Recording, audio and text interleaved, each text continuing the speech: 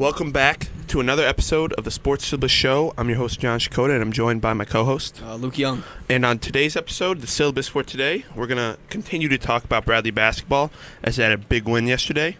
They also have a big game today, but we're going to hope to get this up later today. If not, hopefully they win. Yeah. We're going to talk about the Bears and Packers played. We both got our, Woohoo! Yeah. And then we're going to talk about NBA, specifically the Cavs finally lost. But I want to bring it back to Bradley basketball. Christian Davis, I think, had, 21? 21 points, yep. That's his career high. And that just kind of shows they don't need – that's why I think this team can be scared, because they don't need their star players to, give them 20, Yeah, Duke Dean doesn't have to score 25 every night for them to win. Exactly, which that's why they're like, that's for all levels, like college, in all sports. Like, the reason why they're a good team is because they're so deep. They don't have like, they have, obviously every team has that one star, but they don't have that one dude. Like, they have a team around them. Like, that's why I would say that's why the Cavs were this good. I mean, I know I'm related, but it's I'm trying to find something to, like, because no one expected Christian Davis to play that well. Yeah. And especially because Zeke Montgomery played really well too. Yeah. Especially in the first half. Second half, it kind of tailed off, but they started the game out really. I think they started on a 23-7 run or something. They started out really hot. It got a little close in the end. Obviously, they ended up winning, I think, by 15 or something. Yeah. But it got a little scary, which is kind of alarming, because you don't want to make those games close, because even though you win the game, it's still a close game, and I don't know. I feel like that's a game that they should have won without. I mean, there wasn't really a scare, but it was more like it's kind of getting close now. Yeah. I think they brought it. Did they bring it within 10? Maybe once or twice? Yeah, at one point in the second half, Texas State was down 10. That's what I thought. I was watching, and I don't. They kind of just ran out of time, honestly. I think so. Because I'm pretty sure they outscored Bradley in the second half. Yeah. They were playing with some energy, honestly, like, seeing that they're a smaller school looking for, I wouldn't call it an upset, but Bradley's definitely a better team. Oh, no, yeah, for sure. And I bet you the Texas State players were motivated by that fact that they're kind of within striking distance, but the Braves prove that they're the better team with Christian Davis scoring 21, as we said. 4 for 5 from 3, which is big. We need that efficient three-point shooting. Yeah, Bradley shot really well from 3. They had 12 threes. They shot 42% too. Yep. The big thing about this game, though, like looking at all the numbers and stuff, is you got to make your free throws. They were 61% from the line, which I bet you Wardle's getting at them. Yep. Like, that's not acceptable. You got free throws are. I mean, I'm an Illinois fan as well. Free throws are why we lost that Alabama game too. Like, you got to make free throws. That's just the story of it's free points. But other than that, they shot 50 from the field, so they shot really well. And like I said, I mean, Darius Hannah's been really good. He's been really efficient. He's been really good this season. And he's efficient. He's not forcing anything. He shot 85% from the field yesterday. Yeah, 6 for 7. Exactly. He only took 7 shots. I feel like with Hannah, I mean, defensively, he's clearly the presence that they have, around the rim. He's only 6'9", but he uses his frame so well. He also looks bigger than 6'9", honestly, because his arms are so long. I thought he was like 6'10", 6'11". No, but he's their defensive anchor. All the guards funnel it his way, and then he blocks all the shots. But I feel like for Bradley to be more successful, I feel like he has to look more in the offense to score. I agree, yeah. I mean, obviously Duke Dean's going to shoot a lot. Zeke had a pretty good game. Yeah, Zeke had a really good game. He started off really good, and then as the game went on, he kind of just, which is fine, because I think without him starting out that well, I don't think they would have won that game, because he was one of the reasons why they started out in that big run to begin. Yep. And then they also, Duke Dean shot 30% and they won this game. I'm taking that as a win. Yeah. Because, watching the games, it's not like he's taking he's not forcing. He's taking great shots. Yeah. It's just a matter of they're not falling. And we know someone with his skill, it's going to fall eventually. Yeah, and he can make those tough shots. We see him, take those fadeaways from, the elbow or the free throw line. And you're like, oh, my gosh. Nobody else on that team can make the shot. And he's making them, but teams are really playing towards him this year. And that's why we see Davis. That's why we see Montgomery, having these big games, because Duke Dean is being overplayed, and he can just – he does that so well coming off the pick. He goes left, and then the defense just follows him, and he does the two-hand overhead pass to the corner. He does a great job of setting up other teammates.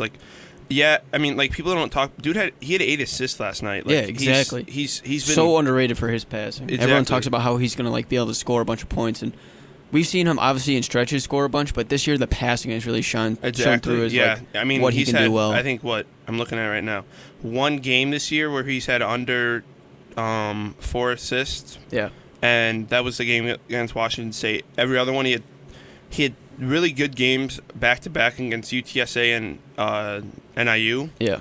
And he's a really, like, he's 5'8", and he's consistently filling up the whole stat box. Like, it's not just scoring. He's getting rebounds and he's getting assists, which is like something you don't see with people his size, which I think makes him that difference maker. I think another reason why other teams like zone in on him so much is because the recognition he's gotten he's the preseason pick of the player of the year. So the people are gonna hone in, and he showed against UTSA and NIU he can fight back. I mean, they're playing Wright State today. Yeah. Who's like it's like, I don't want to discredit them.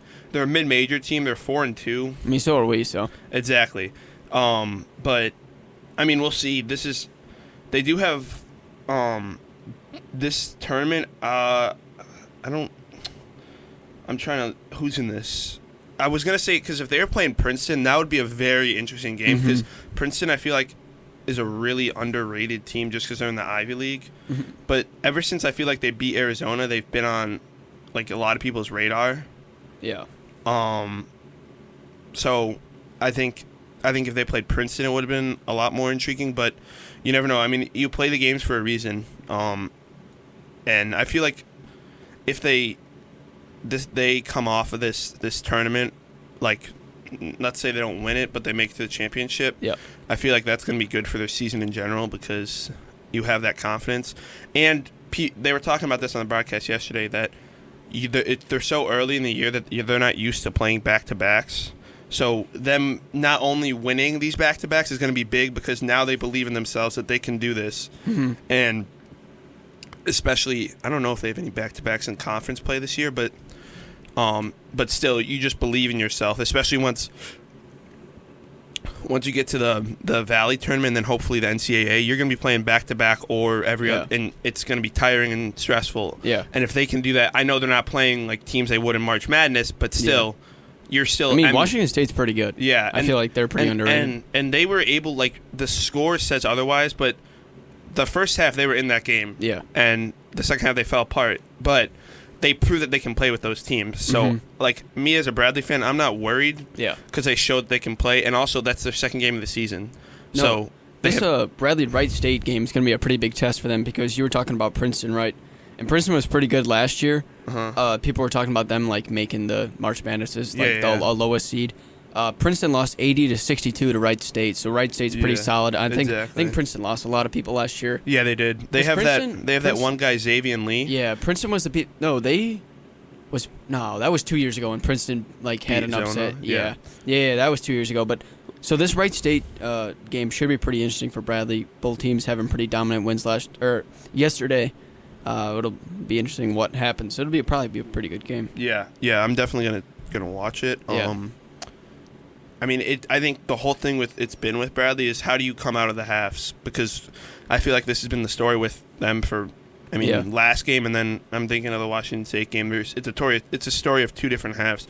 First half they were dominant against Texas State. Then the second half they didn't. They were winning, but a lot of it was just because they were clinging on to the big lead they opened up in the first half. Yeah. And we'll see, because you got to find some consistency when you get going into the year. Yeah. Bradley got outscored 38-44 in the second half, and the only reason I think why is because Texas State only scored 24 points in the first half. So I think that Bradley needs to play a full game of consistent play in order to kind of get me comfortable. Yeah. While watching them with a lead, because I understand, yes, halftime adjustments are a real thing, but you got to be able to, build, a lot of basketball. Yes, you have set up plays, but a lot of it is improvising. You have to improvise on the fly as a player. So we'll see what they do. But yeah, like you said, I think a lot of people, just because it's two smaller teams, like mid-major teams, not many people are talking about it. Yeah. And it's also like... Well, it'll be on ESPN, so yeah, there'll be people watching it. So I'm interested. I want to see, though, how they start. That's the issue with them is they don't start well enough. So yeah, I mean, I think they'll be fine in Missouri Valley. Honestly, we've seen a lot of good stuff from them. I mean, they've blown out almost every single team that they've played, like outside of the one loss. So it's like, you're right. The consistency is a key piece. Like even in the last game we were at when they were playing, what was the team that they were playing that we were at? Yeah, NIU. And it was just like there were stretches where like, oh my gosh, this is like some struggling basketball where they were like struggling like to complete like 4 passes in a row without it getting tipped.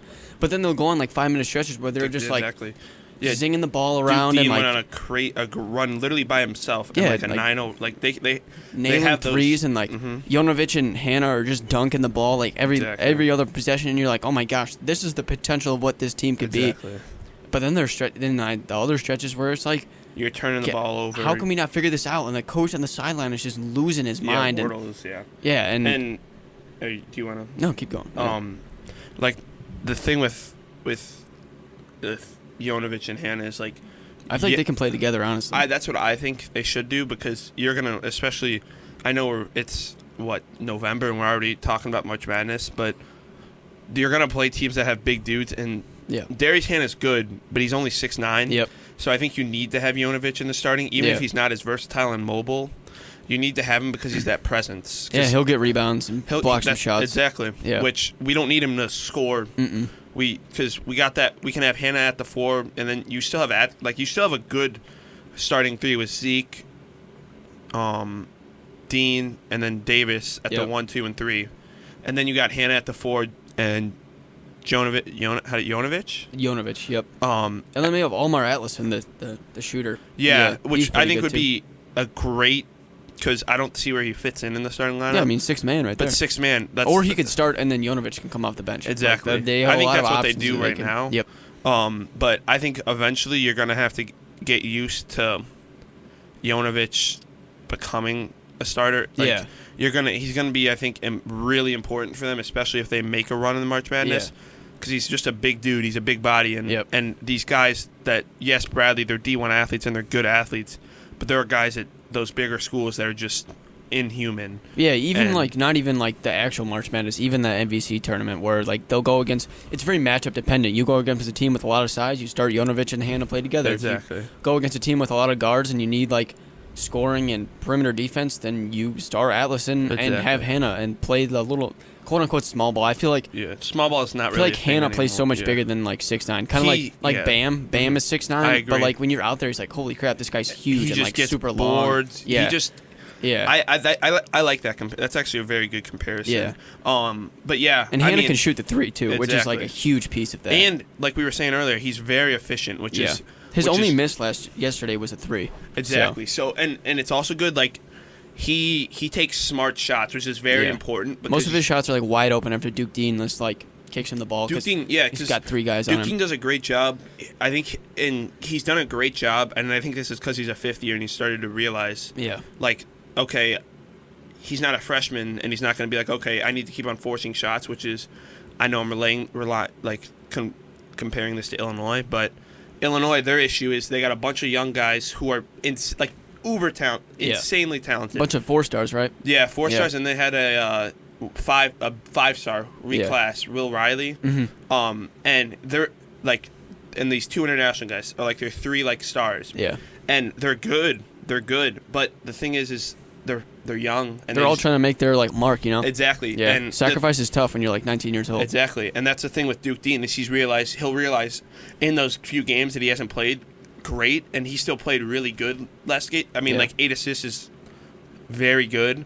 And then I think he scored 12 or 13. Duke Dean in that game had he had 12. So like even then, and he's realized, okay, I'm not going to be, going off, but I want to set my team up, which is... I feel like he cares more about winning this year, exactly. Honestly. And we've seen that, like at the games we've been to, he does a great job of when he drives, the whole team, the opposite team collapses, and that leads for a wide open 3. He steps like 1 foot inside the 3-point line, and there's 4 guys looking at him, and he can like just find whoever's open. Exactly,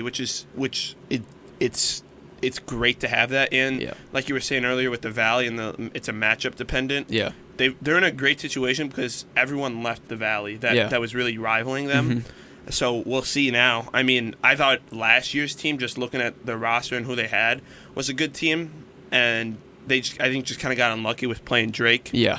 But I mean, this year it's looking like it's theirs for. It's kind of wide open, and they're just gonna have to be the ones to take it. Honestly. Exactly. I mean, I would say Indiana State or Drake, but I don't. I've just been kind of like not like watching, but I've looked at their games, and it should be Bradley. But basketball and sports is a crazy thing. That's why we play the games, right? Yeah, why you play the game and why we love the game. Yep.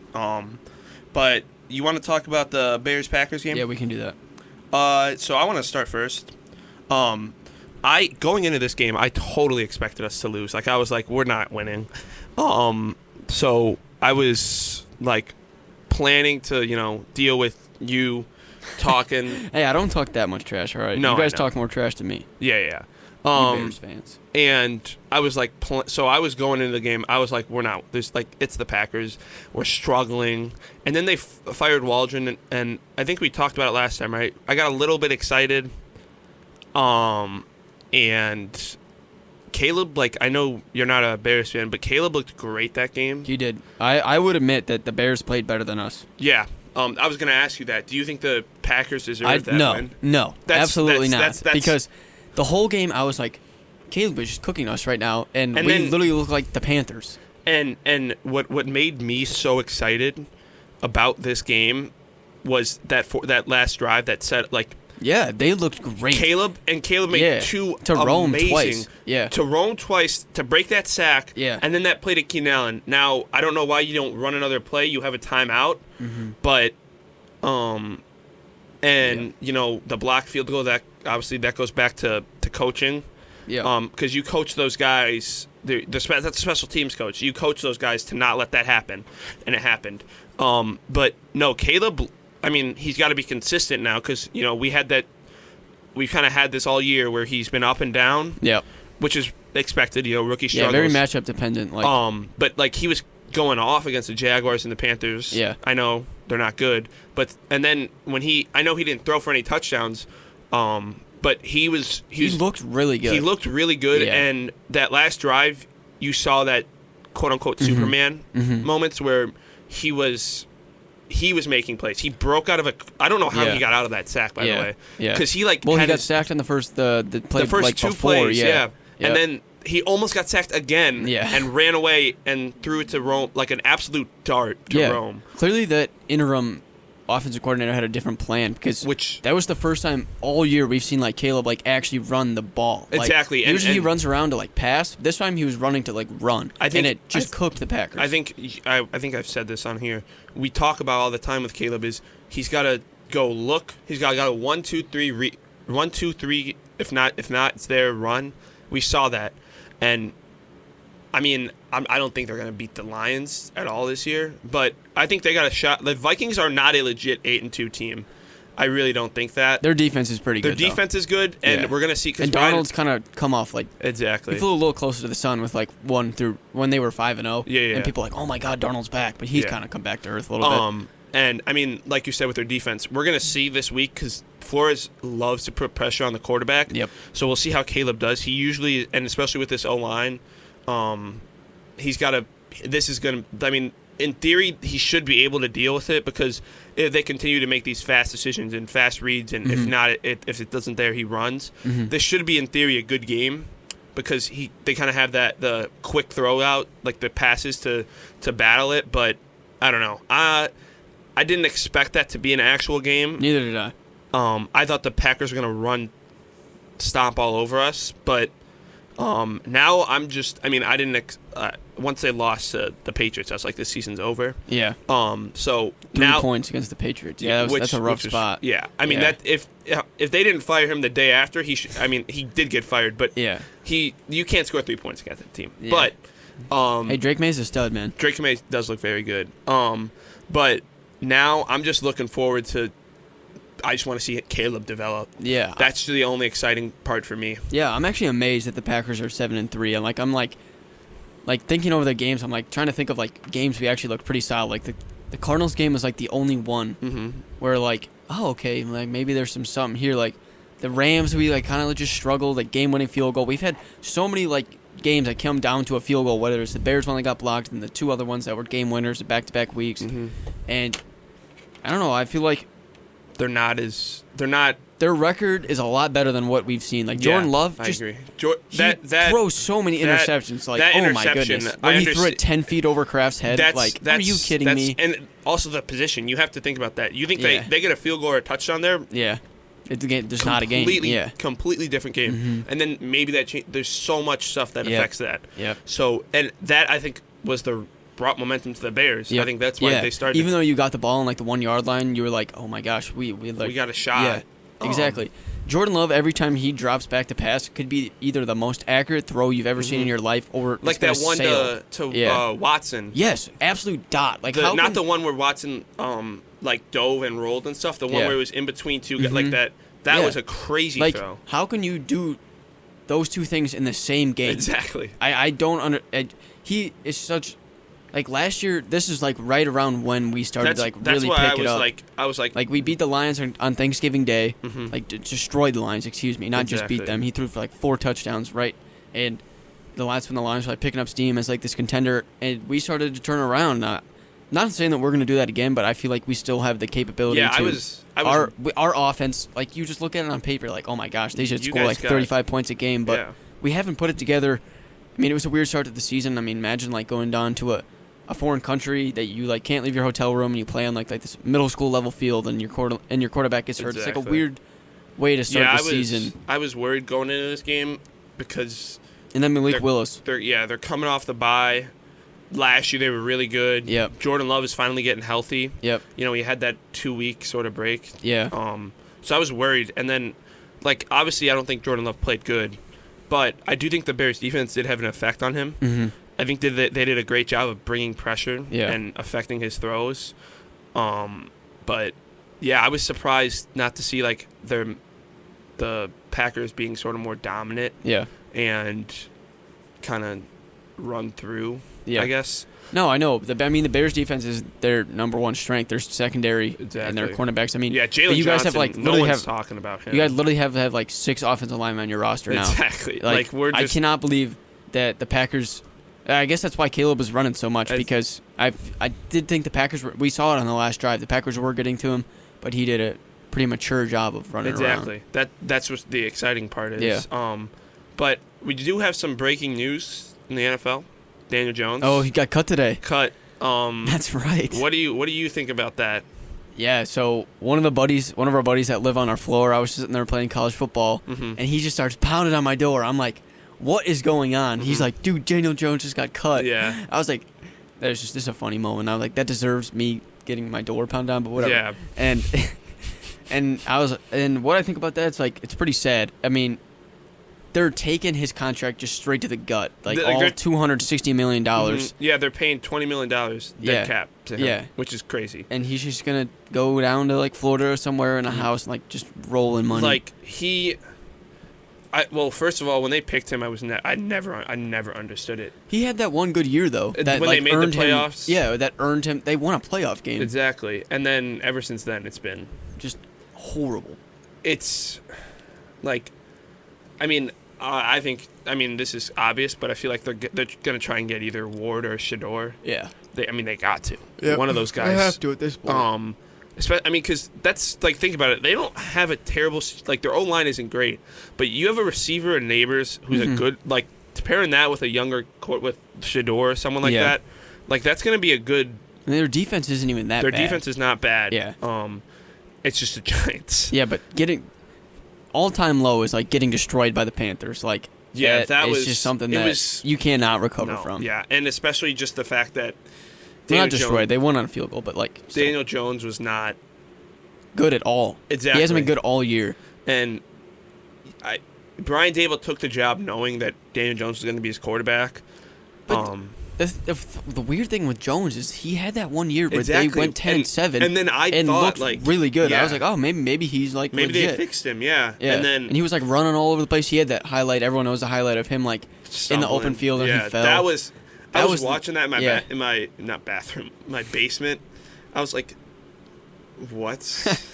Like, no, and he's so polarizing because like he was really good at some point. And then Daniel Jones, you and I last time we were talking about Anthony Richardson and how if you showed them a highlight reel of Richardson, you'd be like, wow, that's the exact opposite for Daniel Jones. You just need to show him that play of him stumbling in the wide open field, and that sums up his career. Yeah, he hasn't had much to like cheer for. But speaking of Richardson, he looked like that benching.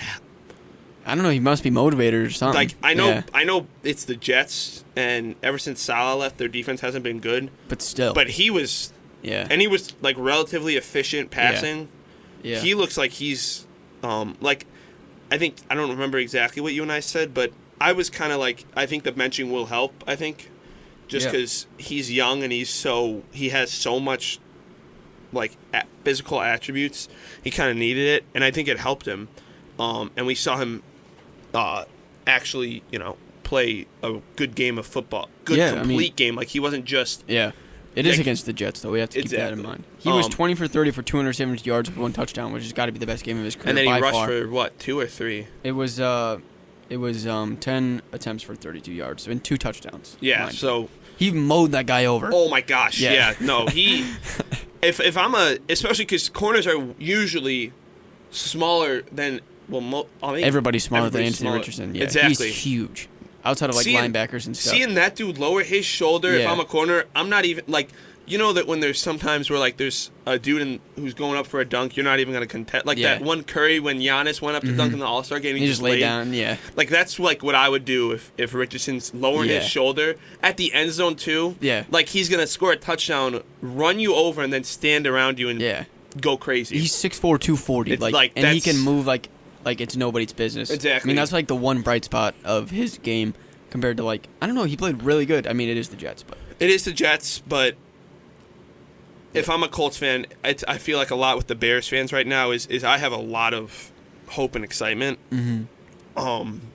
After benching him. Exactly. And he came out of the game because he was tired, which is one of the wildest things ever. Also, the fact that he actually said that, which is crazy. He's like, nah, I just wanted to, I was tired. And then, that's just, I don't know. But I think it's a lot with this, as being a Bears fan, you got to be excited because of how impressive that... He did look good. We'll see how he does next week. Yeah, but I think another issue with the Colts is I really do think Michael Pittman is a good receiver, Josh Downs is a good receiver, but I still feel like they need that legit number one. Mm-hmm. I thought Pittman was going to be that for a while, and then he's always been like that doorstep where he's good, but he's not great. He's a very good wide receiver too. I think in the NFL. Yeah, but I just think that's just what he's going to be, which is not bad at all.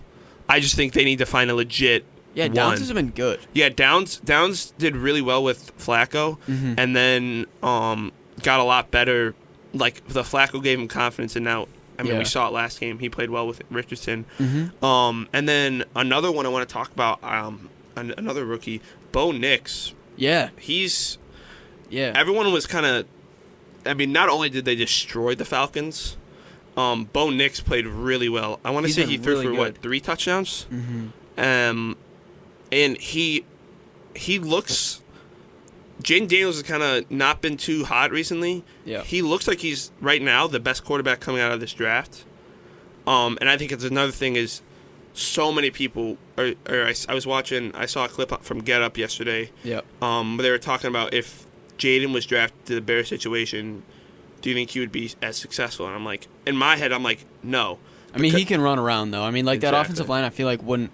But I don't want to get into a tangent here, but I feel like the offensive line wouldn't bother him as much because he could just I get it. do his little zippy thing.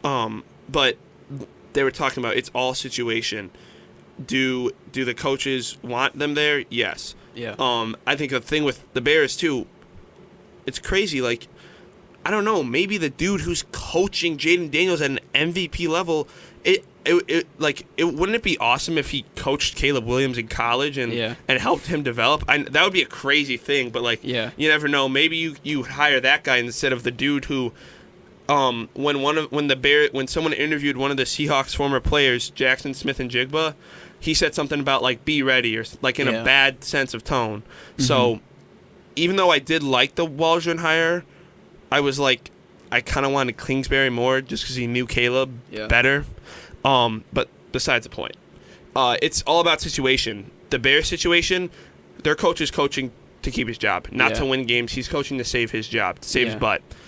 The Commanders, like I said, with Kingsbury, he's proven he's one of the best offensive minds. Yeah. And Sean Payton, one of the greatest coaches ever. Exactly. Yeah. And he does a great job with. We saw that I think a lot. I think he's the reason Jameis Winston turned his career around. We saw it. Mm-hmm. Yeah, he still kind of does have games where he'll throw 300 and 3 touchdowns. Last night was pretty interesting. And then, he's so entertaining. Yeah. His just his pregame interviews, and he's just an entertaining dude. Mm-hmm. But I think he's the reason Jameis Winston turned his career around and was able to stay in the NFL. Even though yes, he still does throw interceptions, he's way smarter. He doesn't just throw it willy-nilly. Yeah. But Sean Payton has done a great job of developing Bo Nix and teaching him, like, this is what the Bears should have done with Caleb. Mm-hmm. If the big play's not there, go short. I mean, so Nix is an interesting case because he was in college for 6 years. Yeah, dude, they were making jokes like he's a 70-year-old. Yeah.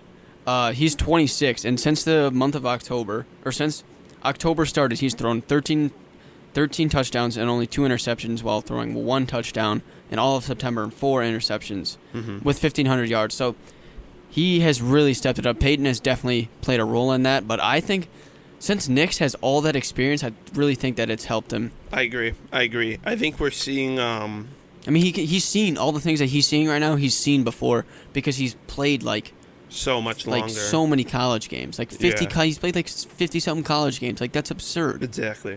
And he did start out.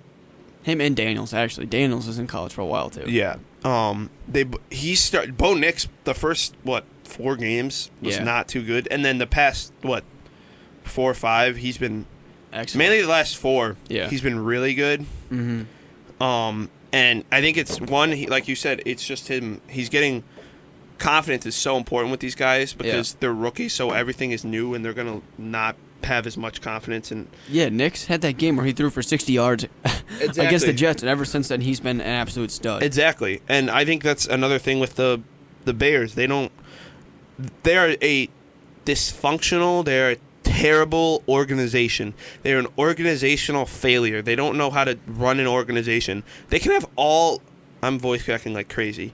They can have all the talent in the world, and their organization doesn't know how to coach it. That's like the thing. Like you can say that's why I don't like when people are like, "What if the Bears drafted Mahomes? He wouldn't have been Patrick Mahomes. Yeah, the Bears would have ruined him. Yeah. Because you can have all the talent in the world, like Fields. I'm not saying he had all the talent, but I'm saying he had potential to be a good starting quarterback. Would you not agree? I don't know. I mean, he's with Tomlin right now, and he's not starting. Yeah, but I'm saying like coming out of college, like when the Bears drafted him. Yeah. Like they have talent, and they just don't know how to coach it. Yeah.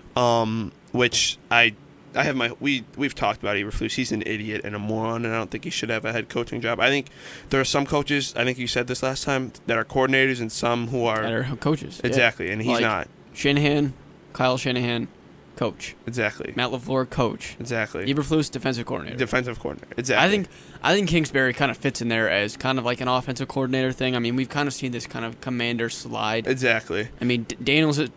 definitely hurt. He hurt his rib. Oh, yeah, no. He hurt his rib for sure. He doesn't run around as much and take as many hits and you can tell even on the sidelines, after every drive. Yeah, he's getting wrapped up. Exactly. Yep. So, I think, even if the Bears were to hire, like, let's say they hire Shanahan in the offseason or someone, like... Why would they do that? I mean, they won't, but... Belichick is sitting... I don't know if Belichick would ever coach the Bears, but it'd be kind of funny if he, went to the Bears.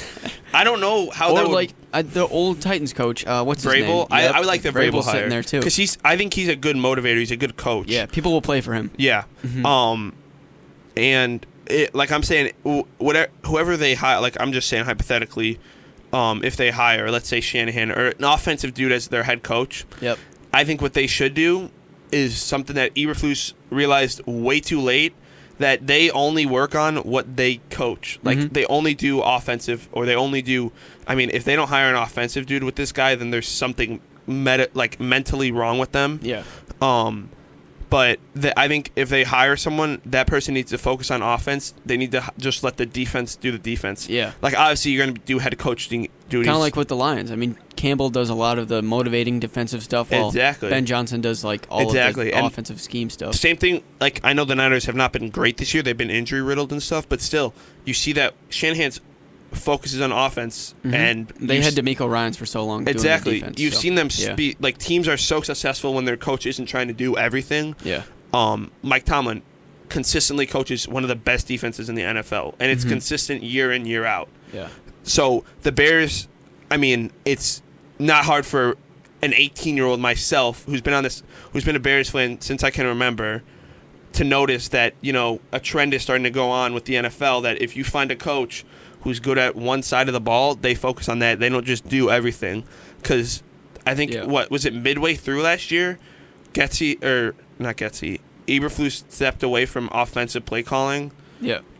Which I don't even know. There's so much I can go on with that, but I don't understand how you as a defensive dude affect that. So I think what they need to do at the end of the season, which they should have done last year, fire Eberflus. They got to reset, and they need to find people that focus on just offense and defense, not one. Or like if they can get a Dan Campbell dude, like someone who's a crazy motivator who gets people fired up and gets people to want to play for them. Yeah. But we can talk about. We want to talk about NBA. Yeah, we can do that. First thing I want to talk about: Cavs finally lost. A lot of people are saying when they finally play a good team, they lost. I wanted to ask what you said. What do you think about that? I mean, it's not like they didn't play. They were down, teams, right? By 20 in that game. They beat the crap out of the Warriors, and the Warriors is the first in the West right now. Yeah. So, I mean, people saying that's just people online saying stupid stuff. But the Celtics definitely cemented themselves once again as the best team in the league. Which sucks. I feel like I don't like them. There were questions for a while there because, like, oh my gosh, look at this Cavs team in the same conference going 15-0, and you're like, are the Celtics as good? And the Celtics walk into Cleveland. No, it was in Boston. It was in Boston, and they're like, all right, we're gonna defend our home court, and we're gonna. I mean, Garland did not play well at all. I mean, that was the big story after 3 for 13 or something. Terrible. Yeah. I feel like if Garland has a better game, it was a 1-point game by itself. And they were down by 20, right? Yeah. Or something. Yeah, so I mean, they Mitchell showed their resilience. Yeah, I definitely think this Cavs team is definitely on like the top echelon of good teams in the league. They took that next step. Kenny Atkinson is starting to come back as a coach. Yeah. I think we've seen this a lot in any other league. A lot of specifically this is a baseball reference. A lot of pitchers go to the Dodgers after they have off years, and they have resurgence, and they get these big contracts. I think that's the same thing with what Steve Kerr did with Kenny Atkinson. Yep. I think Atkinson did a great job of learning and listening to Kerr. Atkinson kind of got screwed by Kevin Durant and Kyrie. I mean, Atkinson was a great coach on the Nets with that team with D'Angelo Russell and all those guys. And they came in, they're like, why do we need this guy? We want Steve Nash. Where did that get you? Yeah. And I think he's always been a good coach, and he's proving it once again. And I think another thing is it's also being in Brooklyn. Like, even when the Nets were there, they were never a big market team. Yeah. Yeah. No, I agree. I think that he definitely should be the favorite for Coach of the Year. Totally. I mean, I don't even think it's close right now. But say Garland has an average game, I do think the Cavs are winning that game. Yeah. I mean, considering they were down by 20 and they still came Yeah, and I do think his shooting numbers are a testament to how good the Celtics defense is. I mean, even without Porzingis, I mean, Garland is either getting guarded by Drew Holiday, Jaylen Brown, or Derek White. What are you supposed to do there? You're just you can't switch onto anybody on the Celtics. And I mean, Mitchell still had a good game. Mitchell has been an MVP level this year. Mitchell, I think, has done this. I feel like he does this a lot. I mean, the years that he's been with the Cavs, he starts out really good, and he's still a very good player. Let's hope he don't get me wrong. Stays healthy. He gets hurt a lot. Exactly, but he's just got to stay consistent. Yeah, because he showed he's he's definitely one. I wouldn't say he's top 10, but he's definitely proving he has the potential to be like top 15 in the league for sure. It's just, I think it's just healthy. Like this year, who would you want? Edwards? People were saying Edwards is like a lock for top 10 player this year. Like this year, at the start of the year, who would you want? Edwards or Mitchell? I mean, a lot of people would say Mitchell because Mitchell's been on a tear. I agree. I mean, a lot of that is due to the team success, clearly. Mobley's has stepped it up. Allen is still doing his thing. That's what I was about to say. Like, no one talks about their front court. Front court. Sorry. Their front court, like, they have a really good defensive front court. Like, driving in, and is Mobley over 7'2"? Yeah. I mean, he's definitely like 6'11", He's whatever. definitely like 7 foot so, for sure. Like, still, you're a person, like... And his arms are huge also. Exactly. So you're driving, and you think, oh, I got past one, there's no more. Then another one comes. Yeah. And Allen is specifically known for rebounding and defense. Blocking shots, So, like... Yeah, I mean, Mobley has always had that defensive in him. It's just always been like starting to bring out the scoring. Yeah, he's like, where's the offense? And this year we've seen him have some pretty good scoring numbers. And then last year when Allen went out and Garland went out too, the Cavaliers played they won like 13 in a row last year with just Mitchell and Mobley. And we're like, oh my gosh, could this be unlocked? Should the Cavs trade Jared Allen? Because look at Mobley at center. When he has the room to do his stuff, he is not a superstar, but he definitely can put up some numbers and be an impactful player. And we've seen Atkinson this year, like, kind of separate their minutes where they give Mobley some run at center, and he has been great in those minutes. And at least for me, I was kind of shocked when they fired Bickerstaff, just because I thought, like... Bickerstaff was good. They just... you need a new voice sometimes, you know? Yeah, exactly. Yeah. Like I was going to say, like, they were a good team. I was like, I understand, but I was like, eh. And then when they hired Atkinson, I think that was a lot of people. I would like to relate this to kind of when the Bulls signed DeMar. Yeah. And how everyone was like, this is like whatever. They just went over their head. Yeah. And now people are realizing like it's not like there's a reason he's a head coach in this league because he does a great job of motivating people. Yeah. No, I mean like even with Bickerstaff, you see him. He's on the Pistons now, and the Pistons are like pretty frisky. I mean, they're not like a Cade Cunningham has been really good this year. They definitely could make the play-in, for sure. They are definitely a play-in level team. Like they could, with how bad the Eastern Conference is, they could sneak into a playoff spot. And they're tough to play because they're all young, fast, and athletic. And they just Cade Cunningham has done really good this year. Having a great year. Like he's shown why they took him. But like for a while, the people are like, he's not a bust, but like first pick worthy, not really. No, exactly. And he's had like 4 triple doubles this year, I think. He has a insane. He is almost a Ben Simmons like build, but he can actually shoot it. Yep. So, he's been very, very. And then Durant is so underrated. He's really a double machine. Mm-hmm. Like he just one of the best rebounders in the league. Yeah, and also he's a lot like Bam Adebayo. He's not a tall. No, he's only 6'8", and he's big. Mm-hmm. He's got muscle and he knows how to use his height. Well. Which is why he's in the league. But with the Pistons, they're gonna have that's two very good players already, and I mean, the issue with them right now is Tim Hardaway Jr. He is, he did get hurt, didn't he? But when he plays, he's shot so terribly, and I know he's always thought that he's that like he just scores all the time. He was decent on the Mavericks for a few years there. Yeah, but I don't know. I think, like you said, I think they're going to be a borderline or if not play-in team. Mm-hmm. I just think maybe I know they're still kind of rebuilding. Yeah. Maybe you try and get another. Well, they're probably gonna buy out Hardaway. And kind of like shove him to the side or trade him at the deadline. Because I was gonna say either trade Hardaway and maybe try and get like and Tobias Harris too. Yeah, I think try and get like a guy who's a lot of people have given up on, but still has that hope. Maybe and get a pick out of it. But I feel like they're kind of past that point of the rebuild. I feel like now they're like, oh, let's go win some games now. Like one more year. Like this year, I feel like next year they could be pretty solid. Especially with Ivy. Ivy's still really good. I completely forgot about Ivy. He was great. Ivy. And they don't even have All-Star Thompson, who had like a blood clot issue over the... which Amen is the one on the Rockets, right? Yeah, All-Star was the one last year where people were like, oh my gosh, this guy's so good. But and he's a great defender. Yeah, he went out for the year because he had like a blood clot issue, and he just got cleared a few weeks ago, and he's like ramping back up to like get into playing shape. So he's a great defender. Yeah, exactly. So that's, I mean, we've seen what great defenders do for teams. Drew Holiday, like... Now, I know obviously it wasn't all him, but great defense, like defense wins championships. That's a fact, and we know that. But I want to talk. The Bucks are starting to turn around a little bit. Yeah, some fluky kind of wins. Exactly. Giannis steps out of bounds. Ron Holland misses 2 free throws. Those are our last 2 wins. So it's like, exactly. I don't know. Turn it around, I would say yes. I think we're going to be okay. I feel like the first few games were an overreaction. We're not as bad as Philly. Let's just Philly. We're not in the same Jared level. McCain and Dalton Connect, by the way. Yeah. They are. But people were talking about us like in the same sentence with Philly, like a disaster season. I feel like the Giannis trade talks have kind of cooled off a little bit. I agree. Now that we've won some games, but he has proven to people over and over and over again why he's on the same level as these guys, as like Jokic and Durant and all these people. He is unbelievable. On any given night, he could have like 45, 15, and 6. He played you guys beat the Bulls, and he had 41. There's a reason why he leads the league in points per game. Yeah, he's a stud. The only thing, and that is kind of worrisome, is right now I feel like it's all Giannis. It's a lot of it's Giannis show. And well, Dame did have that game winner. True. Yep. True. But that's what I was about to say. We got to see more consistency from, like, I expect more consistency from Dame at least. Like, no offense, but AJ Green should not be. AJ Green is good. He's good. I understand that everyone outside of Milwaukee thinks that he's like, some slow, unathletic white dude.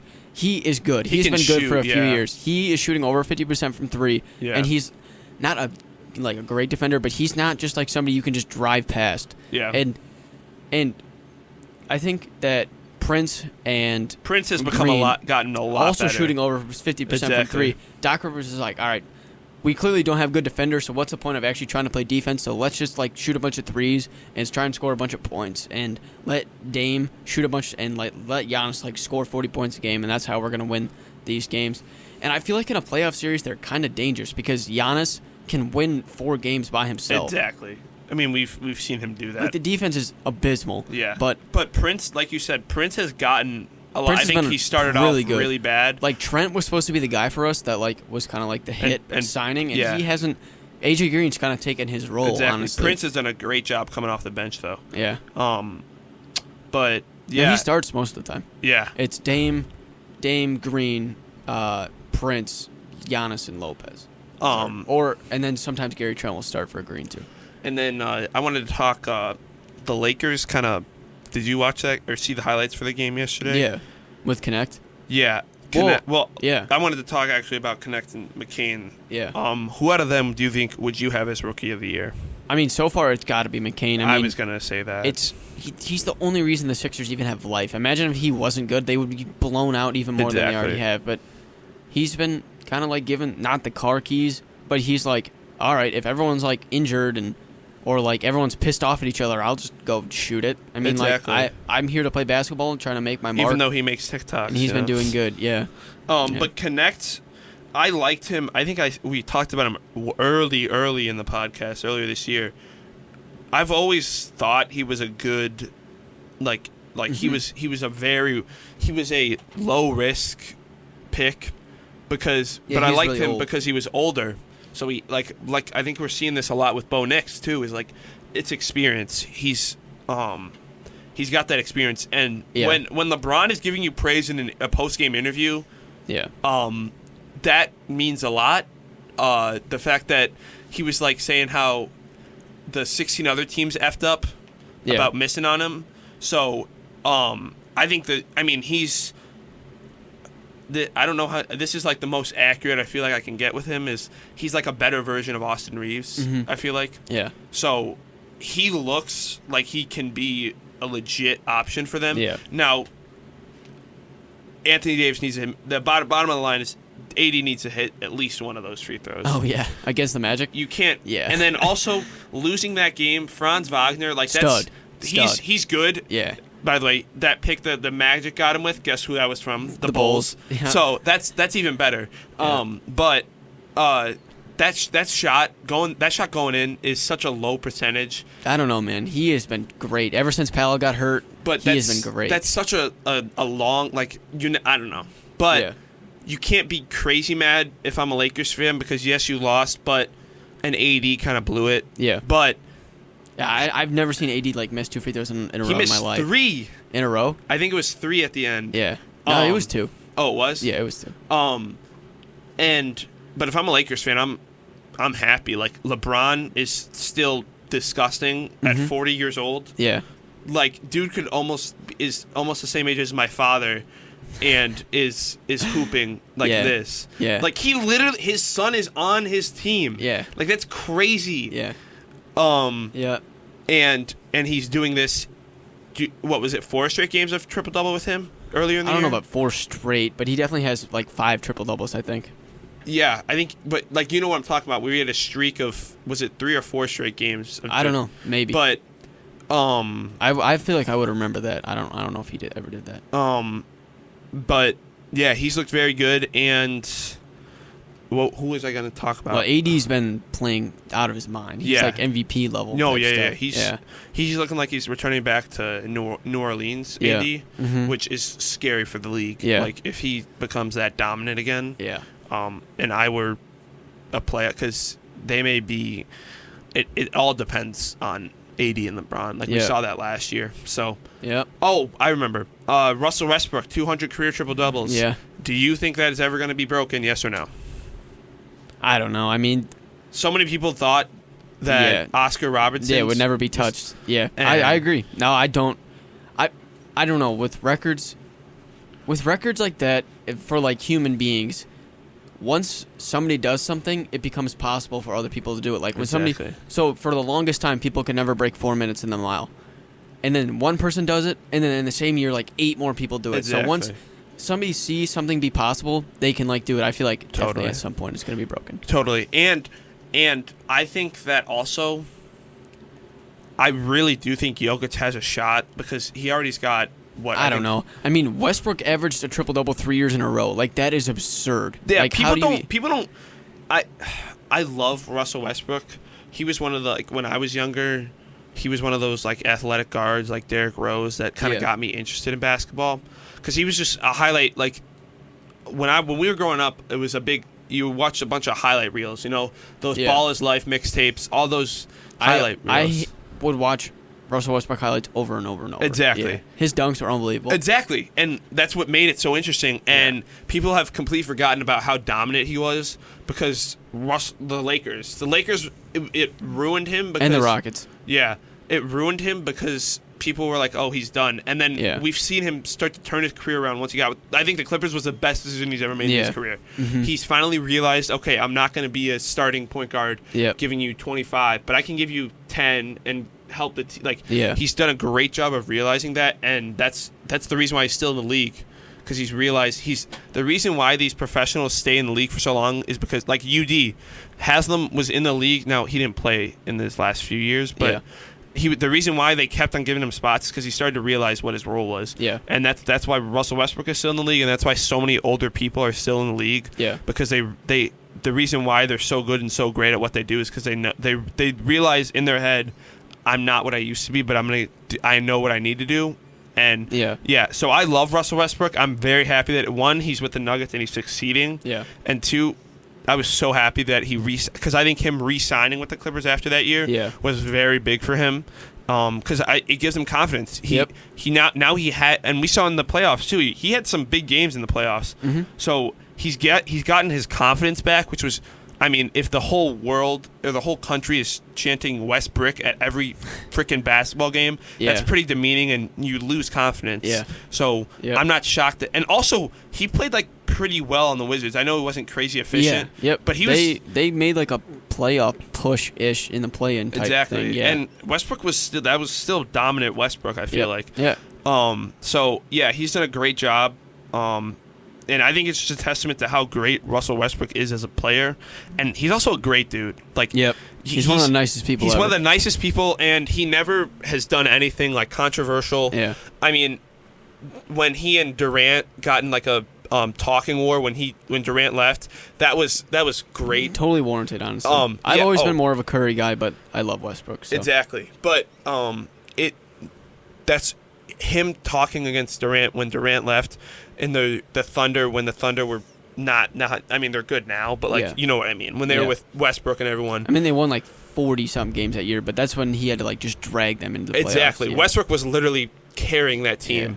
But when they that's what made basketball so interesting like then is because Westbrook would talk. Like there's that video where they walked past each other and were just chirping each other. Yeah. Like during the time when they called the timeout, they were in the face. Mm-hmm. Yeah. That was the "Why can't we be friends" cupcake era. Yep. Exactly. Yeah. I remember. I miss that so much. And the thing with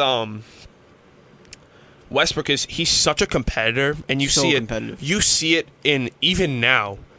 His competitiveness is one of the best I've ever seen. Like I'm 18, so I don't have a big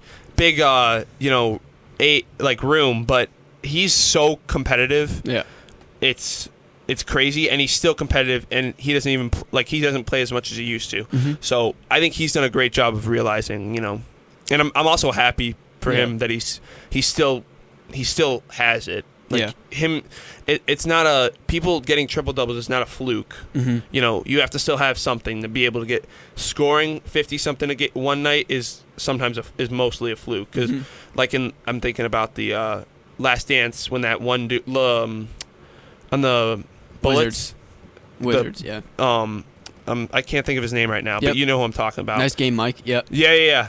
And then MJ says I made that up. Yeah. Which I love. We can talk about that all day, but they're just you'll have a random game when you score 50, but a triple double is no fluke. You have to know what you're doing. You have to be consistent. You have to be good at the game. And Russell Westbrook still is, and he's a first ballot Hall of Famer. I feel like that's 100%. He won an MVP. Exactly. If you win an MVP, you should automatically be in the Hall of Fame. And if you average, like you said earlier, a triple double for not one, not two, but 3 straight years, there's no argument. Yeah. There's no argument. Yeah. And the fact that you broke a record that so many people believed was never going to be touched is the reason why he's going. But that's all we got for today. Thank you guys for listening. We got some big stuff planned. Oh, yeah. Follow the Instagram. Yeah, the Instagram at the, Sports Syllabus Show? Pulling it up right now. It's just a Sports Syllabus Show, no caps, all one word. So follow that on Instagram. We got some big stuff planned. The only thing, though, is we do have break coming up soon, so we won't see you guys we'll try and get one in next week, but it'll be during finals. Yeah, so it might be hard. So we'll see you guys in a little bit. But thank you guys again, and remember to follow our Instagram at Sports Syllabus Show, no space. Yep. Thank you guys.